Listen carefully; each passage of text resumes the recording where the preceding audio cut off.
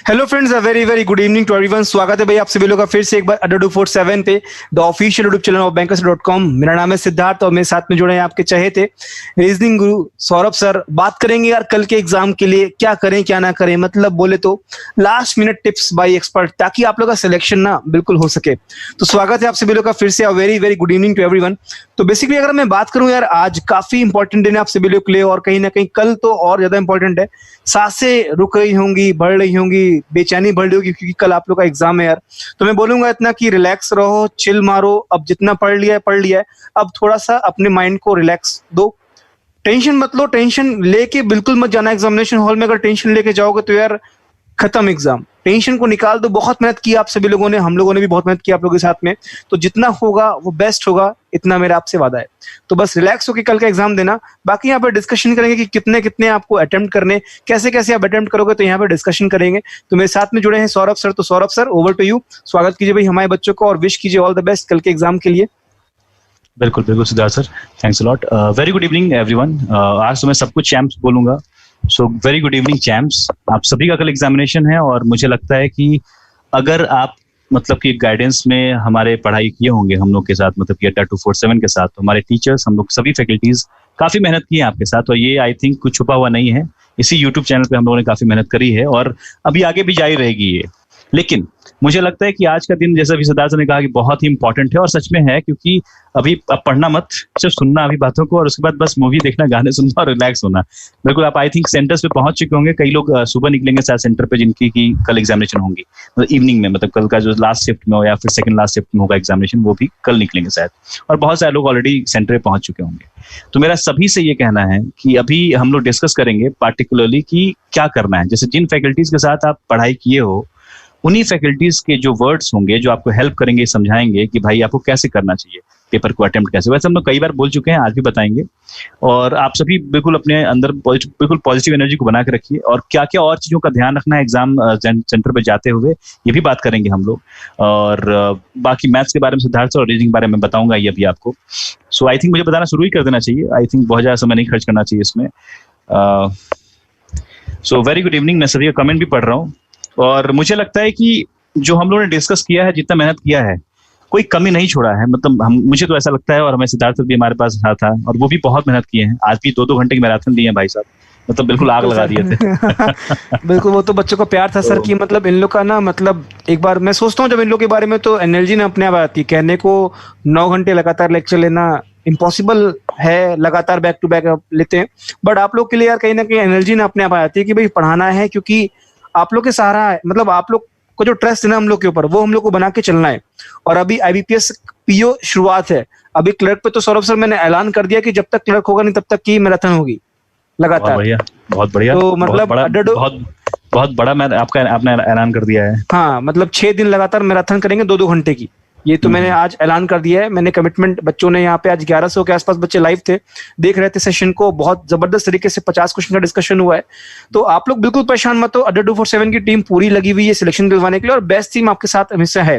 चाहे मैं बात करूं प्री की, चाहे मैं बात करूं मेंस में। मेंस में जब जैसे एंटर करोगे तो भाई जीए के लिए आशीष गौतम सर मिलेंगे, इंग्लिश के लिए आप लोगों को संतोष कुमार रे सर मिलेंगे, हिंदी में भी आप लोगों को सर मिलेंगे।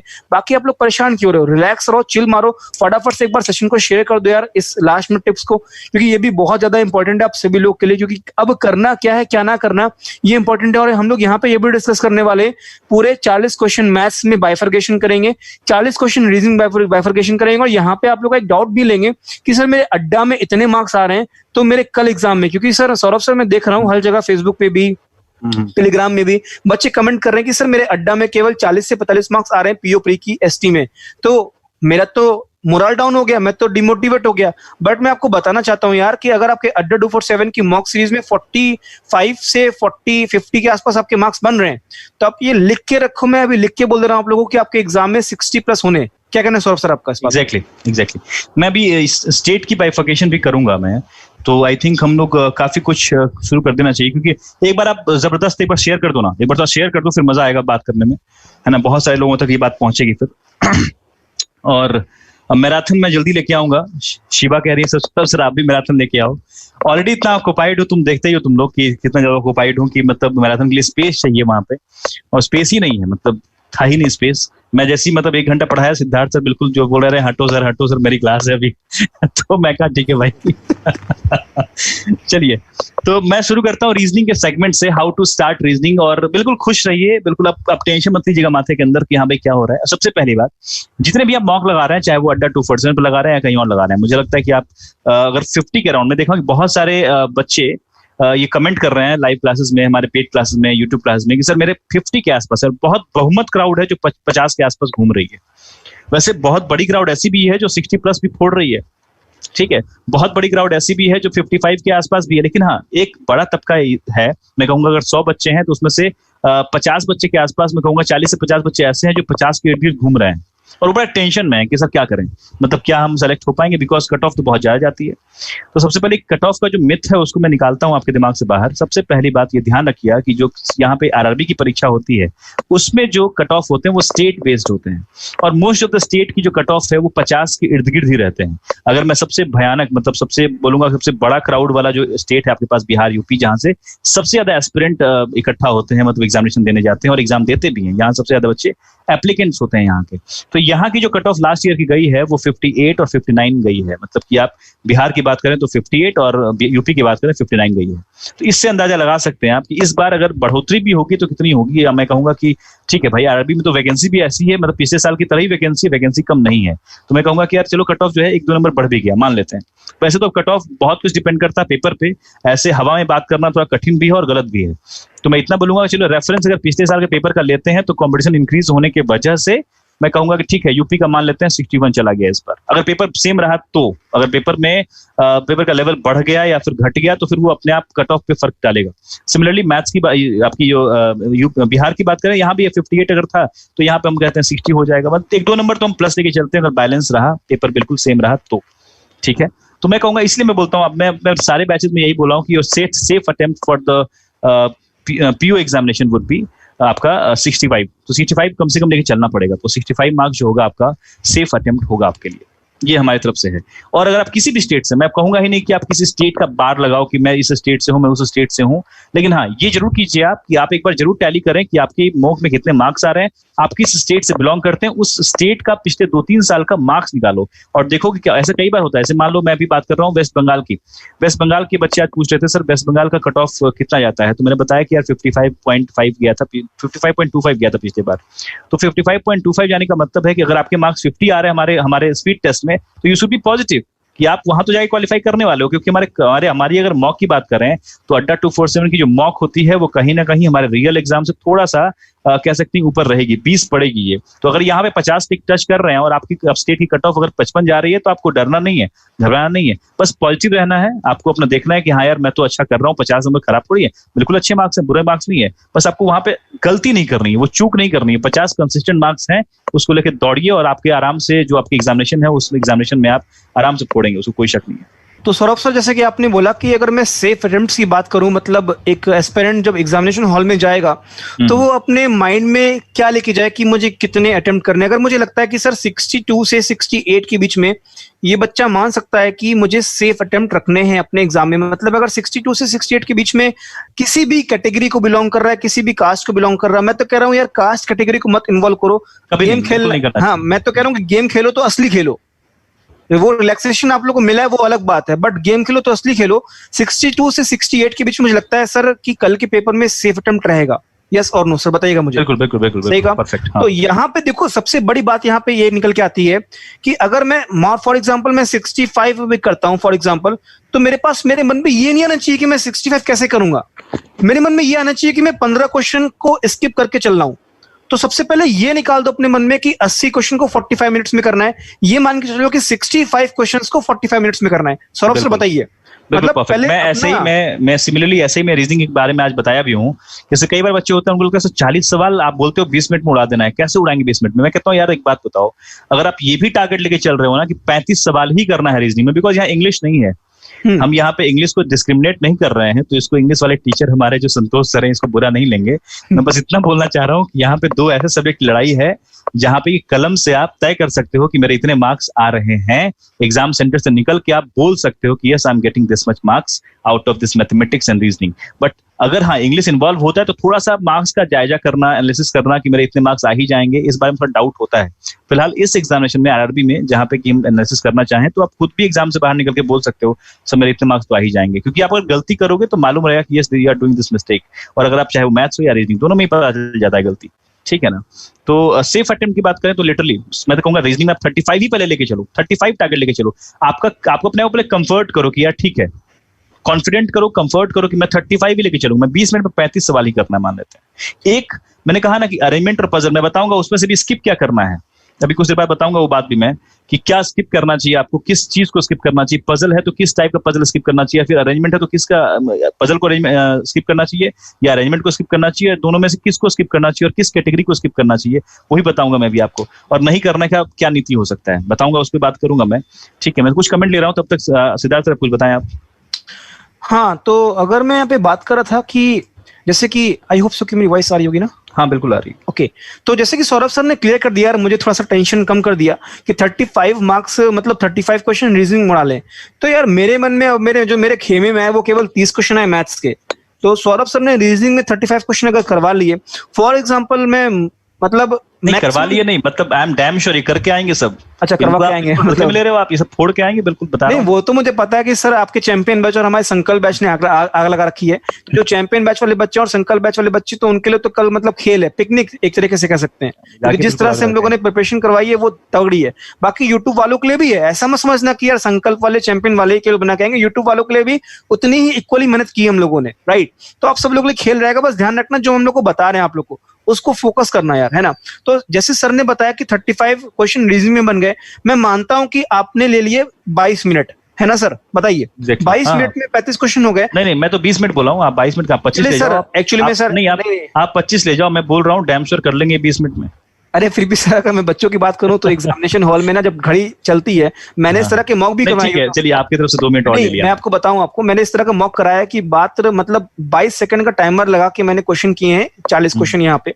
तो टेंशन होती है सर, हड़बड़ाहट होती है, कभी कभार आसान क्वेश्चन भी डिफिकल्ट, मतलब आसान क्वेश्चन भी डिफिकल्ट लगता है। तो मतलब सब कुछ मतलब सारे तमाम चीजों को मद्देनजर रखते हुए बिल्कुल, ये बात आप अच्छे से कह सकते हैं वकील साहब, क्योंकि है ना भाई, तो किताबें हैं, तो तमाम चीजों को मद्देनजर रखते हुए मैं 22 मिनट देता हूँ रीजनिंग में 35 क्वेश्चन, तो कुल मिला के 23 मिनट में 30 क्वेश्चन रह गए मैथ्स के, तो मैं आराम से बना सकता हूँ। और यार ये तो तुम लोग बना ही लोगे आराम से, है ना।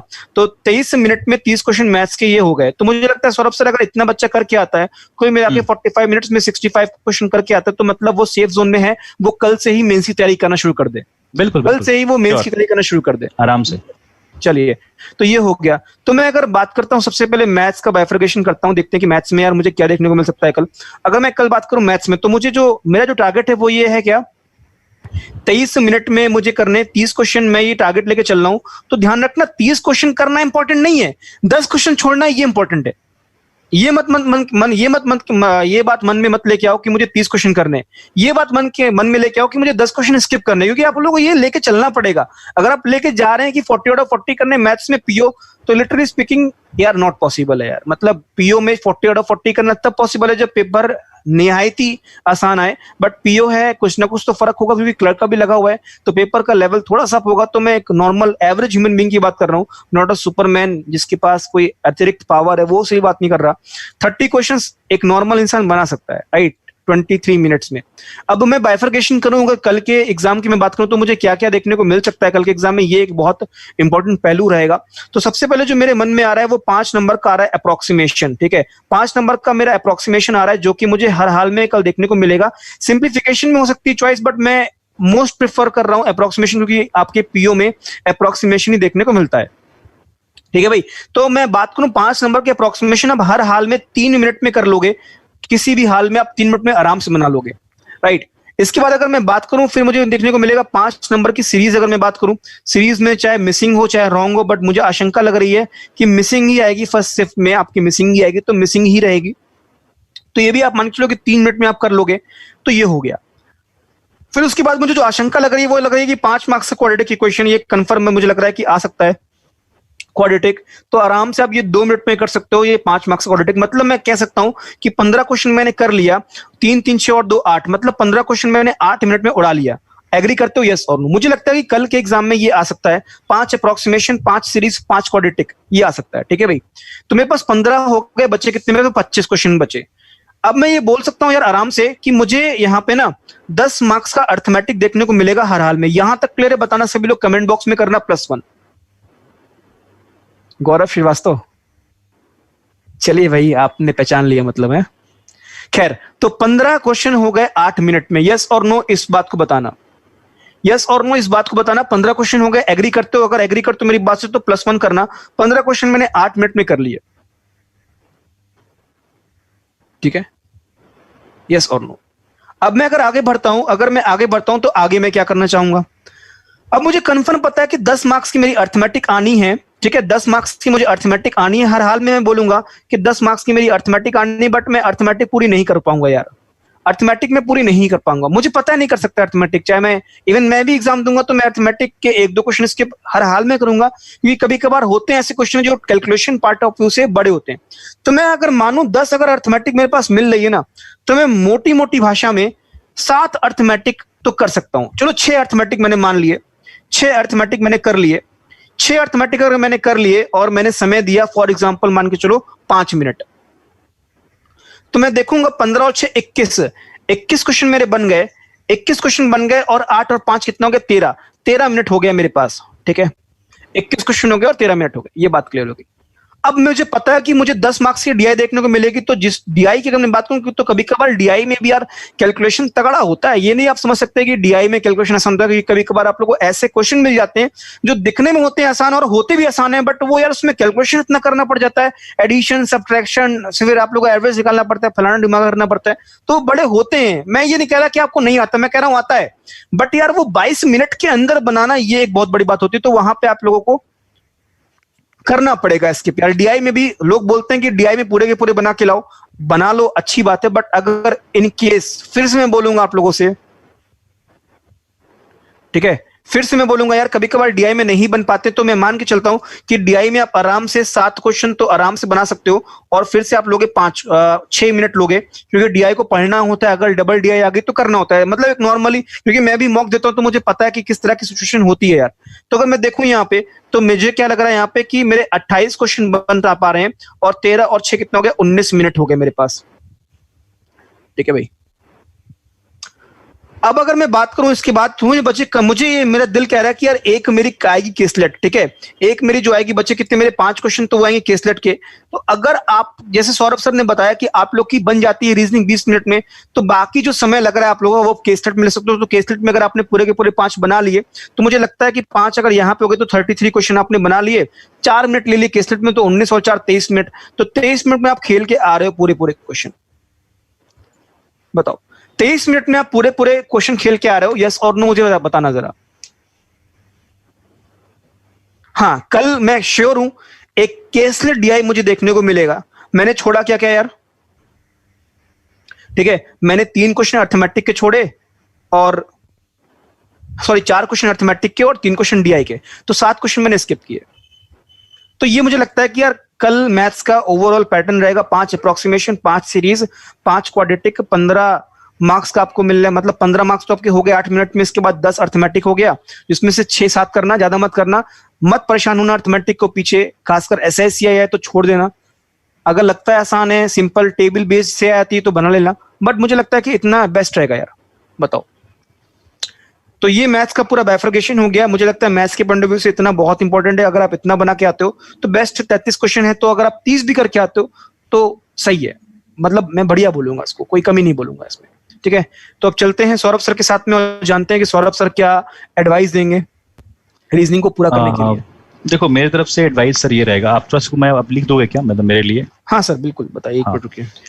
तो देखो, जो रीजनिंग की बाइफिकेशन है उसको मैं हमेशा 2 पार्ट में करता हूँ। एक मिसलेनियस पार्ट हो गया आपका, और दूसरा पार्ट है सिटिंग अरेंजमेंट एंड पजल्स। ठीक है ना? सो ये 2 पार्ट में आपको इस रीजनिंग को डिवाइड करना पड़ेगा। एक मिसलेनियस है और दूसरा आपका है पजल्स एंड अरेंजमेंट। मिसलेनियस का जो सेगमेंट है उसको मैं कहता हूं कि हमेशा आप उसको 6 से 7 मिनट के अंदर उसको कवर करना है पूरा, 6 to 7 मिनट्स। सो आप इसको 6 to 7 मिनट्स कर सकते हैं, है ना। अब इस 6 to 7 मिनट्स का भी अभी हमारे पास उसका भी हम बाइफिकेशन कर लेते हैं। जैसे कि अभी देखो, ये कहना कि सिलोगिज्म से 5 सवाल आएंगे या फिर इनइक्वालिटी से 3 सवाल आएंगे, 5 सवाल, ऐसा नहीं होगा।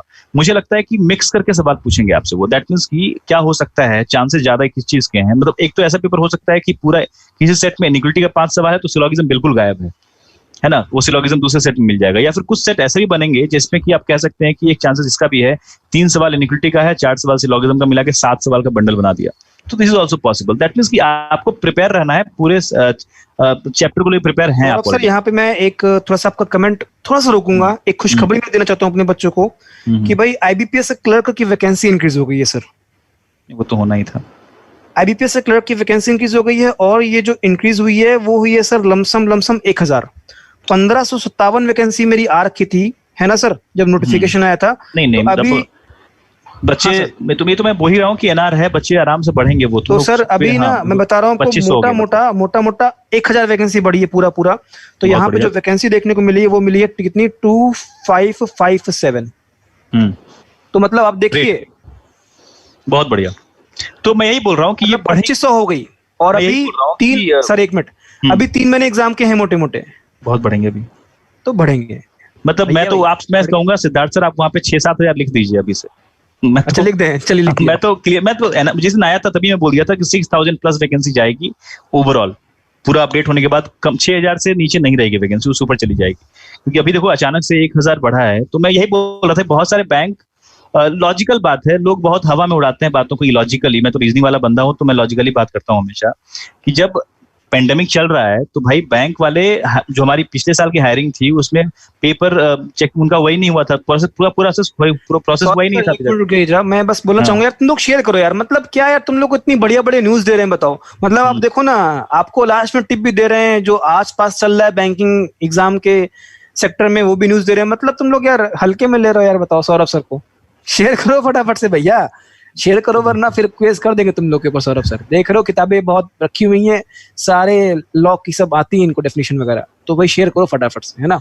चलिए सौरभ सर बताइए। तो हाँ, मैं बात कर रहा था, तो वैकेंसी तो ज्यादा जाएंगी, इसमें कोई शक नहीं, भी और बढ़ेंगी, और पीयू में भी बढ़ेंगी। जो पीयू की वैकेंसी है वहां भी, बिकॉज अभी सारा प्रोसेस कंप्लीट नहीं हुआ है 2019 के रिक्रूटमेंट का। क्योंकि पुराने बच्चे जो हैं वो मैसेज और कॉल पे बता रहे हैं, टीचर्स, लेकिन उनके पास काफी कॉल आए पुराने बच्चों के जो सेलेक्ट हो चुके हैं, जिनका रिजल्ट आ चुका था, जिनका रिजल्ट में नाम था। उन लोगों ने कहा कि सर अभी हम लोग का पेपर वेरिफिकेशन हुआ है। एलआईसी वाले बच्चे ने यही कहा, आईबीपीएस के अंदर जो बैंक आती है उसके भी सारे बच्चे ने यही कहा कि सर अभी पेपर वेरिफिकेशन चल रहा है, कुछ तो का हुआ है, अभी हम लोग का लिस्ट में नाम पीछे है, तो हम लोग का भी होने वाला है। तो मतलब जब वो क्लियर होगा ना, जब बैंक में वो अलॉट हो जाएगा बैंक, उसके बाद फिर से लिस्ट बनती है, अब बताओ कितने खाली हैं, उसके बाद वो अपडेट करेंगे। दैट्स वाई वहां पे एनआर लिखा हुआ था। तो यही बात मैं कह रहा हूँ, बहुत जल्दी हम लोग परेशान हो जाते हैं। एनीवेज, मैं बात कर रहा हूँ यहाँ पे मिसलेनियस पेपर की। मिसलेनियस में हमारे पास क्या क्या है भाई, सिलोगिज्म, इनइक्वालिटी कह सकते हैं आप उसको, और सिलोगिज्म के सवाल 5 भी अगर आते हैं, मैं कहता हूँ सिलोगिज्म के 5 सवाल भी अगर आपके पास आते हैं तो आपके पास 2 मिनट बहुत ज्यादा है, मतलब अति है। 2 minutes more than enough. Inequality का 5 सवाल 1 मिनट बहुत ज्यादा है। कितना? 1 मिनट। 1 minute 5 question. और मुझे नहीं लगता है कि जो बच्चा पढ़ा होगा बैच में उसको इस बात में वो इस बात से सहमत नहीं होगा। बिल्कुल उड़ाएगा वो आराम से, चाहे वो कुछ भी हो, कॉमा लगा के दें, कुछ भी लगा के दें, वो 1 मिनट में उड़ा देगा। मैं बिल्कुल कॉन्फिडेंटली बोल रहा हूँ मैं। बात रही आपके पास सेकंड, जो एक और सेगमेंट आपकी है अल्फा न्यूमेरिक सीरीज, वहां से 5 सवाल फिक्स से आएगा। मतलब अल्फा न्यूमेरिक सीरीज को आप काट ही नहीं सकते। सो 5 क्वेश्चन आपके पास अल्फा न्यूमेरिक सीरीज से हो सकता है। सर यहाँ पे ना इनइक्वालिटी और सिलोगिज्म में ऑब्लिक लगेगा, मतलब वो जो इनइक्वालिटी और सिलोगिज्म है ना, वहाँ पे 5 दोनों नहीं देंगे। वो इतना भी उदार नहीं हो सकते वो लोग, इतना दया नहीं करेंगे बच्चों पे वो। तो यहाँ पे वो 5 में से कोई भी एक आ सकता है, या फिर दोनों मिला के 3 सवाल 4 सवाल, या फिर 3 सवाल 2 सवाल, ऐसे करके 3 सवाल करके दे सकते हैं वो। सो अल्फा न्यूमेरिक सीरीज से you will get 5 questions for sure, इस सेगमेंट से आपको मिल जाएगा। और फिर ब्लड रेशन और डायरेक्शन डिस्टेंस वाला 5 सवाल, तो ये आपका 15 से 18 नंबर के आसपास इस एरिया में आपको मिलेगा सवाल। 15 to 18 नंबर का क्वेश्चन, तो ये 5 हो गए आप लोग के। हाँ, तो आपके पास 5, 5, 10, 5, 15 दिख रहा है, और आपका 3 नंबर का एक और कुछ मिलेगा आपको, इस तरीके से ही छोटा मोटा कुछ मिल जाएगा। दैट मींस कि आप कोडिंग डिकोडिंग कह सकते हैं, कुछ भी इस तरह का। मतलब 18 नंबर के आसपास तक जाएगा। 20 नंबर का मिलना मुश्किल है आपके पास मिसलेनियस वाले पार्ट से। मतलब मेरा जो आपका मुआयना है, जो मैं पिछले पेपर को देखा हूँ, उसके आधार पर जो एनालिसिस है मेरी, वो ये कहती है कि वो 18 नंबर तक जा सकते हैं। 15 से 18 नंबर आपको इस पार्ट में देंगे। बाकी जो 20 से 22 नंबर बच रहा है वो आपको सीधा वहां से देंगे, रिमाइंडर पजल से। तो 7 मिनट में 18 नंबर निकालना बहुत आसान है, मुझे लगता है। ये मैक्सिमम टाइम में बोल रहा हूँ, 7 मिनट से कम लगाना है आपको। मैं तो 6 ही मिनट लिखता हूँ, मतलब मोस्टली 6 मिनट से 7 मिनट मतलब मैक्सिमम है। अगर टफ पेपर हो गया तो कैलकुलेशन ज्यादा दे दिया, अल्फान्यूमेरिक में आपका बड़ा बड़ा वैल्यू दे दिया, कुछ ऐसा कुछ। तब पजल्स एंड अरेंजमेंट की बात करें तो यहाँ पे आप 3 सवाल को मन में लेके चलिए, मुझे 3 सवाल करने हैं सबसे पहले। उसमें से देखो क्या होगा, 4 सवाल ऐसा रहेगा अरेंजमेंट और पजल का प्रॉपर सवाल, 1 सवाल रहेगा कंपैरिजन पजल का जो कि 3 नंबर का रहेगा। ऐसा कुछ रहने वाला चांस है। 18 यहाँ पे हो गया तो उस तरीके से पूछेंगे वो लोग। 4 सवाल आपके पास रहेंगे अरेंजमेंट पजल के, उसमें से प्रॉपर सवाल रहेंगे 4 और 1 कंपैरिजन पजल रहेगा। तो मतलब 5 अगर 4 रहेंगे तो 3 होंगे ना प्रॉपर? नहीं, 4 अरेंजमेंट पजल दोनों रहेंगे मिला के 4 सवाल, और 1 सवाल कंपैरिजन पजल अलग से 3 नंबर का रहेगा, 2 नंबर का। अच्छा, एग्जैक्टली। मतलब 5 होंगे। हाँ 5 हो जाएंगे टोटल, यहाँ पे 5 हो जाएंगे। 5 और 4 और 1 में बाइफिकेट कर दीजिए उसको, बस। ये सिचुएशन रहेगा आपके पास रीजनिंग का, मतलब ये जो चांसेस हैं। अब उसमें जो एक कंपैरिजन पजल है जो होता है ना ग्रेटर और लेस वाला, वो सवाल आपको एक देखने को मिल सकता है। तो वो सवाल आपको जो हाइट के हिसाब से या फिर वेट के हिसाब से जो आता है, वो एक सवाल 2 नंबर का 3 नंबर का मिल सकता है आपको, बस ऐसा कुछ रहने वाला है। या फिर मिसलेनियस में आपके पास जैसे मतलब सर आप ये बोल सकते हैं कि जो पजल है 4 नंबर की, तो 20 क्वेश्चन यहाँ से हो गए, और बाकी जो 2 या 3, मतलब अगर इधर 18 है तो इधर 2 क्वेश्चन, और अगर 17 है तो 3 क्वेश्चन। हाँ, और अगर वो कंपैरिजन पजल नहीं भी पूछते हैं तो वो एक काम कर सकते हैं, वो अल्फा न्यूमेरिक सीरीज में आप देखते होंगे एक सवाल आता है कि how many such pair of letters are there in the word. तो एक वर्ड दे देते हैं, उसमें बोलते हैं कि फॉरवर्ड बैकवर्ड काउंट करके बताओ कि कितने पेयर ऑफ लेटर वहां पे हैं। ये वाला सवाल आप देख सकते हैं। या फिर एक वर्ड दे देगा, बोलेगा उसका 1st, 6th, 8th और 10th से एक वर्ड बन रहा है, कितने मीनिंगफुल वर्ड, क्या मीनिंगफुल वर्ड बन रहा है, क्या अगर बन रहा है तो उसका 3rd लेटर बताओ क्या होगा, या फिर नहीं बन रहा है तो वाई आंसर करो, और अगर 1 से अधिक बन रहे हैं तो जेड आंसर कर दो। ऐसा वाला सवाल एक दो सर एक कमेंट देख लीजिएगा, पूजा कुमारी का यहाँ पे आया कि सर दिसंबर में रेलवे का एग्जाम है तो आईबीपीएस क्लर्क का भी फॉर्म फिलअप करना चाहिए। आई मीन दोनों एग्जाम में एक साथ कवर करना मुश्किल नहीं होगा क्या? ऐसा कुछ नहीं है। देखो यार, क्लर्क का अभी आया है, रेलवे का पता नहीं 1 साल 2 साल पहले से है, तो आप रेलवे की तो ऑलमोस्ट तैयारी कर ही रहे हो ना। और क्लर्क में ज्यादा डिफरेंस नहीं है, आप तैयारी कर सकते हो, क्योंकि देखो जनरल अवेयरनेस दोनों एग्जाम में पार्ट बनेगी, है ना। आप क्लर्क मेंस खेलोगे, वहां पे भी आपकी जीए वगैरह आती है, और रेलवे का दोगे प्रीलिम्स में आपकी जीए आएगी। तो ऑलमोस्ट लेवल से ही रहता है। पेपर भी अगर मैं बात करूँ, पेपर पैटर्न क्लर्क प्री है, पेपर प्री आसान रहेगा, तो आप दे दो, जो मौका मिल रहा है उसको छोड़ो मत। ठीक है भाई, चलिए। देखिए अब इसको ना रेलवे वाले बात पे मैं कहूंगा कि मैं मंडे को एक सेशन लेके आ रहा हूँ। मंडे को आप मुझसे मिल सकते हो शाम 5 बजे। मैं प्रॉपर गाइड करने वाला हूँ आपके इसी चैनल पे गाइड करूंगा, अड्डा 247 का मेन चैनल पे ही गाइड करने वाला हूँ कि बैंकिंग एस्पिरेंट रेलवे की तैयारी कैसे कर सकते हैं आराम से, मतलब सस्ते में निपट कैसे सकते हैं, मतलब ये बताऊं। बिकॉज 35,000 वैकेंसी है और आपने फॉर्म फिल कर रखा है। जिन लोगों ने फॉर्म फिल कर रखा है उनके लिए बहुत गोल्डन अपॉर्चुनिटी है। I relate the syllabus of banking and railway, और उसमें जो हल्का सा एक्स्ट्रा है जीएस वाला पार्ट, उसको भी मैं उसका भी टिप्स दूंगा आपको। तो उसके बारे में बात करते हैं, मंडे को मिलेंगे हम 5 बजे शाम में, बात करेंगे उस पर। फिलहाल मैं आगे बढ़ता हूँ। तो ये आपका सिचुएशन आपको दिख रहा होगा, और इस पूरे पेपर को सॉल्व करने में आपको जो हम समय देना चाहते हैं आपको, ये 20 मिनट से 22 मिनट आप काउंट कर सकते हैं। वहां पे जो 5 सवाल 4 सवाल आपके पास पजल का है ना, वहां पे आप, मैं कह रहा हूँ 3 ही सॉल्व करो ना, आप 3 सॉल्व करो। मैं कह रहा हूँ पहले 3 को लेके चलो, और 3 को लेके आप चलो, और इस तरह सोचो कि मैं 7 मिनट यहाँ पे है तो 3 को सॉल्व करने में मैं 10 मिनट और लूंगा, उससे अधिक तो नहीं लूंगा मैं। 10 मिनट और लेंगे आप मैक्सिमम, 10 और 17 ही मिनट हुआ आपके पास। अभी भी आपके पास 5 मिनट पॉकेट में है। मान लो तो मिसलेनियस सवाल करने में आपके 2 मिनट लग गए, फिर भी 3 मिनट आपके पास पॉकेट में है। उस समय को आप खर्च कर सकते हैं एक्स्ट्रा सवाल पे। तो मैं वही बोल रहा हूँ कि 35 सवाल भी अटेम्प्ट लेके चलते हो ना, तो प्लानिंग बहुत इंपॉर्टेंट है। How you plan the things that matters a lot. आपकी एक्सक्यूशन बहुत मैटर करती है। एक्सक्यूशन के लिए आप मॉक देते हो। अभी आप जैसे आईपीएस पीओ का जो आरआरबी पीओ का पेपर देने के आओगे आप, तो फिर क्लर्क में भिड़ जाओ, और जितना मॉक दोगे उतना, उसमें तो खार और भी रफ्तार चाहिए। वहां तो मैं बोलूंगा भाई 35 नहीं चाम चलेगा वहां पे रीजनिंग में आपको 40 में 40 ठोक के लाना है। सो टोटल टाइम आप देख लीजिए, यहाँ पे 17 और यहाँ पे हमारे पास आराम से 7 मिनट इधर है हमारे पास, और 10 3 13 17 और 7 और 20 मिनट में काफी हो जा रहा है, आराम से हो जा रहा है। तो मैं जब एक पजल छोड़ने के बाद, एक पजल छोड़ने के बाद मैं बोल रहा हूँ कि एक पजल छोड़, मुझे लगता है कि मैं थोड़ा सा देता रहता हूँ, तो मुझे पता है पजल वो भी छोड़ना जिसमें 2-3 वेरिएबल्स आ जाते हैं, क्योंकि हो जाते हैं ना कि मतलब और मैं बता दूं छोड़ना क्या है उसमें। देखो ये बहुत इंपॉर्टेंट होता है कि अरेंजमेंट और पजल में छोड़ना क्या होता है। कई बच्चों को लगता है, अगर बताऊं 1 मिनट, अगर क्योंकि मैं अभी आपको बता सकता हूँ एज एस्पिरेंट, क्योंकि कभी कभी मैं भी जब टेस्ट वगैरह देता हूँ तो मैं पजल कौन सी स्किप करता हूँ, वो वाली स्किप करता हूँ जिसमें 2-3 वेरिएबल होते हैं, मतलब 5-8 लोग होते हैं, 8 लोगों भी नाम होते हैं, और फिर उनको डिफरेंट फ्लोर्स पे अरेंज करते हैं। तो मुझे लगता है कि वो सर उस टाइम पे मुझे थोड़ी डिफिकल्ट लगती है सॉल्व करना एट प्रेजेंट। जो सिंगल वेरिएबल की होती है वो तो हो जाती है, और सिटिंग अरेंजमेंट भी आराम से बन जाता है। तो पजल वही वाली स्किप करो जो कई सारे, मतलब 8 या 9 लोग हों, है ना, और उसमें भी डिफरेंट। मेरा इसमें एक सवाल होगा बच्चों से कि यस सर, आपको अरेंजमेंट स्किप करना चाहिए या पजल? पहले तो सवाल ये भी उठ के आता है व्हाट शुड बी स्किप हमें पजल्स को स्किप करना चाहिए फिर अरेंजमेंट को स्किप करना चाहिए, बड़ा सवाल होता है। तो मेरे हिसाब से मेरा सजेशन जो रहेगा, मैं इसमें सवाल पूछ के टाइम नहीं बर्बाद करूंगा कि आप जवाब दो फिर मैं वेट करूंगा, नहीं, मैं डायरेक्टली आपको जवाब देता हूं कि देखो, अगर अरेंजमेंट का सिंगल वेरिएबल सवाल आया है तो फिर आराम से आप अरेंजमेंट मत स्किप करो, फिर आप देख लो वहां पे कि कौन सा किस, मान लो पजल्स में ही वेरिएबल अटैच कर दिए उसको स्किप करो। लेकिन नॉर्मली क्या होता है, एक अरेंजमेंट, वो अरेंजमेंट में ही फंसाते हैं वो आप।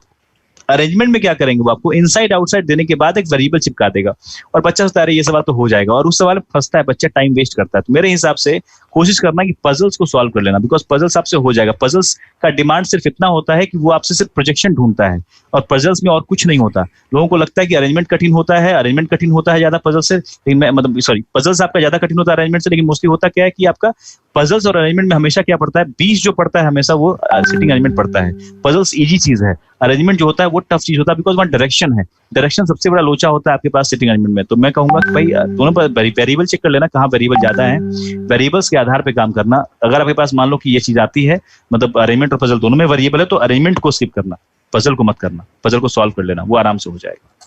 ठीक है, तो सर ये मैं आपका रीजनिंग हुआ, मैंने मैथ्स का बता दिया। तो अगर ओवरऑल बात करें, जैसे सर ने बोला और हमने बोला, तो आपका जो सेफ अटेम्प्ट रहने वाला है कल के एग्जाम में, वो रहने वाला है 65 अप्रोक्सीमेटली। आसपास हो सकता है, ये नहीं कि मतलब 65 बोले तो 65 मार्क ही आने, नहीं, पेपर माइनस हो सकता है कुछ। हाँ, ये हम लोग जो अभी एनालिसिस दे रहे हैं, ये पिछले पेपर के आधार पे दे रहे हैं। जैसे अभी कुछ बच्चों का मैंने कमेंट पढ़ा सर, कुछ बच्चे कह रहे हैं कि सर हमारे स्टेट में कट ऑफ जो है वो 69 गई थी। तो वो मेरे को याद है कि 69 तो किसी की नहीं गई, 68 गई है हाईएस्ट कट ऑफ पिछले बार। अब मान लेते हैं 69 गई भी होगी, मेरे मैं स्लिप कर गया हूँ तो मतलब नहीं देख पाया हूँ, तो मतलब मान लेते हैं 69 भी गई है। मतलब मेरे को लगता है कि 68 शायद हाईएस्ट गई है, 68 भी नहीं, आई थिंक 63 या 65 हाईएस्ट गई है, वो भी किसकी, पंजाब और हरियाणा वालों की, है ना। पंजाब हरियाणा का गया है ये 65 के आसपास, कट ऑफ हाईएस्ट गया है। ठीक है, 69 तो मुझे नहीं लगता किसी स्टेट का गया है, आई थिंक पीओ में तो नहीं गया है, क्लर्क में तो 77 गया है, तो छोड़ दीजिए उसको। तो खैर अपने स्टेट को ध्यान में रखते हुए, जैसे मान लो कोई बच्चा पंजाब या हरियाणा से बिलोंग कर रहा है, तो उसको ध्यान रखना है। जैसे गुजरात की बात करें तो वहां 43 ही गया था, तो क्या कीजिएगा, थोड़ा सा तो है। अब गुजरात का सिर्फ 43 पॉइंट ऐसा कुछ 50 गया था गुजरात का, तो वहां के बच्चों को तो 50 नंबर भी आ रहा है, खुश है भाई बच्चा, कोई दिक्कत नहीं है। लेकिन सर एक डाउट यहाँ पे बच्चों का और आ रहा है कि इसका सेक्शनल कट ऑफ तो होती है क्या इसमें, मतलब पीओ प्री में अगर मैं बात करूं या फिर क्लर्क प्री में बात करूं, क्या सेक्शनल कट ऑफ मेरी होती है? तो मैं बोलूंगा यार आप ही बता दीजिए सर कि होती है कि नहीं होती? नहीं, सेक्शनल कट ऑफ यहाँ पे आपके पास कलेक्टिव कट ऑफ होगी, यहाँ पे सेक्शन नहीं होगी, इसमें नहीं होती। बाकी आईबीपीएस बाकी हर जगह होती है, एसबीआई क्लर्क उसमें होगी, क्योंकि इसमें ऑलमोस्ट आपके पास 45 मिनट्स होते हैं, 80 कलेक्टिव टाइम का मतलब है they will not provide you the sectional cut off. ठीक है ना, ठीक है। तो यूपी का कट ऑफ जो था 59 था यहाँ पे, हर्षवर्धन, यूपी का कट ऑफ पिछले बार 59 था, बिहार का 50 आपका 8 था। तो कुछ नहीं करना आपको, 65 मैंने इसलिए बोला because most of the state आपके पास है वो 65 के अंदर आ जाते हैं। आप अगर अपने स्टेट की बात मान लो कोई पंजाब और हरियाणा से बिलोंग करता है, तो वो थोड़ा सा हल्का चढ़ के रहे, और मतलब 68-70 तक टारगेट कर रहा हो, थोड़ा सा मेहनत कर लीजिए, क्या दिक्कत है। आपके स्टेट का ऐसा कंडीशन है तो मतलब we are not responsible for that, आपको थोड़ा मेहनत करना पड़ेगा, यही बोल सकते हैं। और हमारा जो भी सजेशन आपको लेना हो ले सकते हैं आप उसमें, और भी आप क्वेरी करके पूछ सकते हैं कि मेरे सर इतने मार्क्स आ रहे हैं, मैं यहाँ पे नंबर गवा रहा हूँ और मुझे क्या करना चाहिए कि मैं 2-4 नंबर और इंक्रीज कर लूँ, थोड़ा सेफ रहूंगा। तो सर आई होप सो कि हम लोगों ने बहुत सारी बातें बता दी हैं। हाँ बिल्कुल। तो बस मैं तब बोलूंगा यार आप लोगों से कि इस बार अब ना पढ़ाई मत करना यार, अब थोड़ा सा रिलैक्स रहो, चिल मारो। हाँ, जो भी मतलब मूवी वगैरह हल्की फुल्की छोटी मोटी देख लो, या कार्टून वगैरह जो भी तुम लोग, मूवी क्या जो भी आपको खुशी देती है वो काम, खुशी देती है, हाँ मतलब वो काम करो। थोड़ा सा घर में बातचीत करो अपने पेरेंट्स से, क्योंकि तुम लोगों ने एक सजेशन और मैं देता हूँ जाते जाते, जिन बच्चों का 13 को एग्जामिनेशन है, 13 को जिनका एग्जामिनेशन है, और जिस टाइम में एग्जामिनेशन, उस टाइम में ही आज जाके मतलब कि कल मान लो कल क्या करना, अब इस टाइम में तो एग्जाम होता नहीं है, 13 को जिनका जिस टाइम में परीक्षा है, मतलब कि मान लो किसी का एग्जामिनेशन सुबह 8 बजे है, मान लेते हैं 8:30 पे स्टार्ट हो रहा है किसी का पेपर, तो कल क्या करेगा, वो उसी टाइम में 8:30 बजे ही पेपर लिखेगा, अपना एक मॉक लगाएगा। किसी का पेपर 2 बजे है या फिर 2:30 बजे है, तो वो 2:30 बजे ही पेपर अपना वो कर रहा होगा, एक पेपर अपना मॉक लगाएगा उस वक्त, उस टाइम में। ये काम हमेशा कीजिएगा आगे से, ये मुझे याद कीजिएगा, तो इस बात को जरूर याद कीजिएगा कि ऐसा बताया था बंदे ने, उसी ड्यूरेशन में आपको मॉक लगाना है। उससे होता क्या है कि आपका जो माइंड है, आपका जो बॉडी है, वो रिएक्ट करना जानता है। उस समय होता ना एक रिएक्शन, थोड़ा उसको मालूम रहता है, एंथुसियास्टिक रहता है उस टाइम में, उसको आदत हो जाती है, सैली उसकी क्लियर रहती है, हाँ दिमाग को रिएक्ट करना मालूम होता है उसको। हम लोग कैसे दिन भर एक्टिव रह जाते हैं बताइए एक बात, हम सुबह से क्लास लेते हैं, हर क्लास में वही एनर्जी रखते हैं, कैसे रखते हैं? बिकॉज इसको मालूम है कि भाई साहब यही है, मतलब ये करना है, तो वो उसको आदत हो चुकी है, दिमाग को मालूम एक्टिव रहना है इस ड्यूरेशन में, 10 घंटे में, 9 घंटे में, 12 घंटे में, उसमें हमको एक्टिव रहना है, तो रहना है। सो हम चाहे वो हम सुबह वाले बैच में पजल सॉल्व कर रहे हो या फिर हम शाम के मतलब 10 घंटे पढ़ाने के बाद हम पजल सॉल्व कर रहे हो, फिर भी पजल सॉल्व हो रहा है ना? तो वही वाली बात है। आई थिंक बाकी सब ठीक है। देखिए अभी यहाँ पे डैनी कह रहे हैं सर 9 बजे उठता हूँ, तो तुम पापी इंसान हो, तुम्हारा कुछ नहीं हो सकता। चलो तो बस इतना ही बोलेंगे सर लास्ट में कि ऑल द बेस्ट आप सभी लोग को कल के एग्जाम के लिए, और दम लगाना यार, जान लगाना। हाँ। सब कुछ बढ़िया हो रहा है, आपका एग्जाम भी देखो हो रहा है, पहले एग्जाम पोस्टपोन्ड हुआ, फिर एग्जाम हुआ, IBPS क्लर्क की वैकेंसी भी बढ़ रही है। तो अगर भगवान आपके साथ अच्छा कर रहा है ना, तो फिर आप लोग भी अच्छा कर लो यार, थोड़ा सा और पुश करने की जरूरत है ना। और हाँ भाई बिल्कुल फोड़ के आओ और बताओ कैसा हुआ, एनालिसिस बताया करो, बिल्कुल इन्फॉर्म करो अपने फैकल्टीज को जिस तरह से कर सकते हो, बिल्कुल इन्फॉर्म करो। सर मेरा पेपर ऐसा था, मेरे सिर्फ ऐसा पेपर आया था, अपना फटाफट वहां लिख के भेज दिया करो, है ना? तो हमारे लिए बेहतर होगा। और कल जुड़ेंगे भी हम लोग यहाँ पे सुबह 9 बजे रिव्यू के साथ में, मतलब जैसे आपका एग्जाम छूटेगा तुरंत हम लोग लाइव रिव्यू से जुड़ेंगे। तो जुड़ना मत भूलना, कल हम लोग साथ में मॉर्निंग में, जिनका 2nd, 3rd, 4th और 13 तारीख को भी 1st, 2nd, 3rd शिफ्ट या 4th। एक सवाल बहुत ज्यादा पूछा जा रहा है, हम लोग ध्यान नहीं दिए सवाल पे। सर मैथ्स और रीजनिंग में शुरू कैसे किया जाए? देखो इसमें अमूमन ये होता है कि आपका जो भी सेगमेंट स्ट्रांग है, जैसे कई बच्चों का, मैक्सिमम बच्चों का रीजनिंग स्ट्रांग होता है, बिकॉज कुछ ऐसे सेगमेंट है जहां जल्दी जल्दी नंबर निकल जाता है, और कुछ बच्चे ऐसे भी होते हैं, एक्सेप्शन बच्चे हैं, जिनका लगता है नहीं मैं मैथ ही भाई ज्यादा धांसू है, तो फिर वो क्या करें, जिनका जो स्ट्रांग है उससे स्टार्ट करें। लेकिन अमूमन बच्चे जो है वो रीजनिंग से स्टार्ट करते हैं, और रीजनिंग में भी मिसलेनियस वाले पार्ट से स्टार्ट कीजिए, मिसलेनियस पहले सॉल्व कीजिए, फिर पजल सॉल्व कीजिए, फिर अरेंजमेंट सॉल्व कीजिएगा। मतलब इसमें भी हायरार्की बना रहा हूं मैं आपके लिए, miscellaneous, then puzzles, then arrangements. Arrangement का कोई बहुआ सवाल दिख गया आपको तो पहले बहुआ सवाल कर लीजिए और फिर पजल पे जाइए। लेकिन वैसे नॉर्मली अगर वेरिएबल या फिर ज्यादा कुछ में 8 लोग हैं, सेंटर बाहर देख रहे हैं, तो फिर उसको बाद में कीजिएगा, पहले पजल उड़ा लीजिए। तो ये तरीका होगा। प्रोजेक्शंस का हमेशा ध्यान रखिएगा, जो बच्चे मुझे जानते हैं मैं हमेशा एक बात करता हूँ कि प्रोजेक्शंस का ध्यान रखा कीजिए हमेशा, बिना प्रोजेक्शन मत कीजिएगा, तुक्का मत भिड़ाइएगा, मैं तो फिर आपको समझ रहे हैं 1 साल का ईयर बैक लग जाएगा, तो काम नहीं करना है। ठीक है, बाकी सब ठीक है। बस मैं इतना ही बोलूंगा, ध्यान रखना, विश्वास रखना अपने ऊपर, क्योंकि यार ध्यान रखना हमेशा कि विश्वास वह शक्ति है जिससे उजड़ी हुई दुनिया में फिर से खुशहाली आ सकती है। तो सिमिलरली आप लोगों पर विश्वास खुद पे है, हम लोग को विश्वास आपके ऊपर है, आपके पेरेंट्स को विश्वास आपके ऊपर है, तो उस विश्वास को जारी रखना और कल एग्जाम में बिल्कुल बेहतरीन उस विश्वास को पूरा करना, है ना। तो विश्वास रखो खुद पे, खुद पे भरोसा रखो, डेफिनेटली आप सब वो काम कर सकते हैं जो हमने आप लोगों को गाइड किया है। बस इसी के साथ अब हम लोग लेंगे आप लोगों से विदा, और इतना बोलेंगे ऑल द बेस्ट कल के एग्जाम के लिए। अपने ऊपर भरोसा रखना, अपने कंधों पे, और सबसे बड़ी बात है कि अपने पेरेंट्स का मुंह देख लेना, सब अपने आप मोटिवेट हो जाओगे। अपने पेरेंट्स को देख लेना ना, खुद ब खुद मोटिवेट हो जाओगे। दुनिया में कोई चीज नहीं है मोटिवेट करना, आशीर्वाद लेके जाना, आशीर्वाद लेके जाना, और पेरेंट्स वीडियो कॉल में ले लेना आशीर्वाद, प्रणाम ऐसे करके। ठीक है भाई, तो बस पेरेंट्स के बारे में सोचो, खुद ब खुद मोटिवेट हो जाओगे और अच्छा करके आओगे। तो बस बोलूंगा ऑल द बेस्ट, अपने एग्जाम को अच्छे से करना। We are always with you, review में मिलेंगे कल सुबह।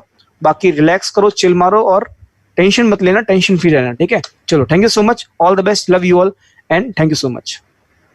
Bye bye and all the best. Blessings.